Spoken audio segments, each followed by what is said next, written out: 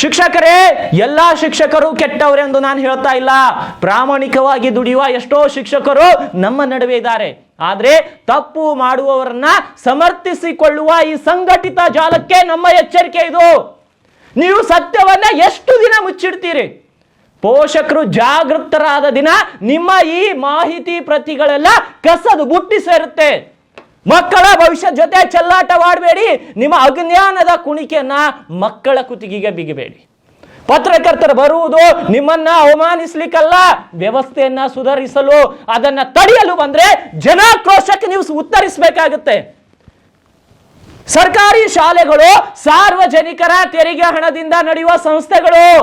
ಅಲ್ಲಿನ ಕಲಿಕಾ ಮಟ್ಟವನ್ನ ಪರಿಶೀಲಿಸಲು ಸಾರ್ವಜನಿಕರೇ ಅಥವಾ ಮಾಧ್ಯಮದವರಿಗೆ ಹಕ್ಕಿಲ್ಲ ಎಂಬುದು ಪ್ರಜಾಪ್ರಭುತ್ವಕ್ಕೆ ಮಾಡಿದಂತ ವಿರೋಧವಾಗುತ್ತೆ. ಮಾಹಿತಿ ಹಕ್ಕು ಕಾಯ್ದೆ ಅಡಿಯಲ್ಲಿ ನೀಡಲಾದ ಒಂದು ಉತ್ತರವನ್ನ ಸರ್ಕಾರಿ ಆದೇಶದಂತೆ ಶಿಕ್ಷಕರು ಬಳಸ್ತಾ ಇದ್ದಾರೆ.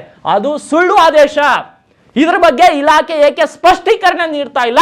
ಈ ಗೊಂದಲದ ಹಿಂದೆ ಇಲಾಖೆಯ ಮೌನ ಯಾಕೆ? ಉತ್ತರ ಕರ್ನಾಟಕ ನ್ಯೂಸ್, ಇದು ಕನ್ನಡದ ಉಸಿರು.